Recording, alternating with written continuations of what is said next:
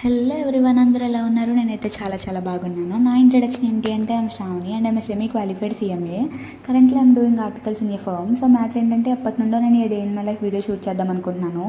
ఎవరేమనుకున్నా పర్లేదు, పీకేదేం లేదు అని నాకు నేనే మోటివేషనల్ డైలాగ్స్ చెప్పుకుని అతి కష్టం మీద అయితే ఈ వీడియో అయితే షూట్ చేస్తాను. సో ఈరోజు సాటర్డే కాబట్టి day starts with devotional vibes. నేను మా తమ్ముడు టెంపుల్కి వెళ్ళి స్వామి దగ్గర బ్లెస్సింగ్స్ తీసుకుని ఆఫీస్కి అయితే వెళ్ళిపోయాము.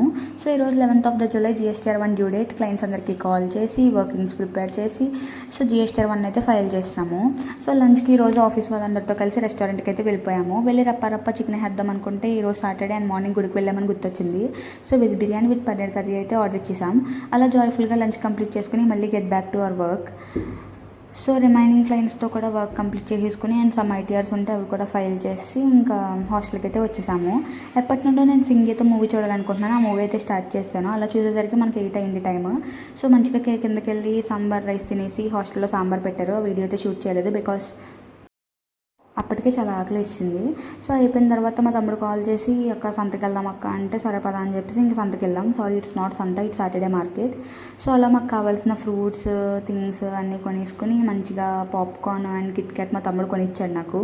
సో ఇంకా రిమైనింగ్ మూవీ ఉంది కదా, ఈ పాప్కార్న్తో నేను కిట్తో కానిచ్చి అని చెప్పి ఇంకా 2 కొనిచ్చాడు నాకు.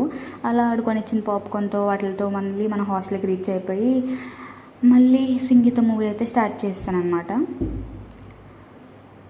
సో మూవీ అయితే ఉంది భయ్య, అసలు చాలా అంటే చాలా బాగుంది. లాస్ట్ అయితే DSP మ్యూజిక్ అయితే వేరే లెవెల్ అసలు. సో నిజంగా అయితే బాగుంది.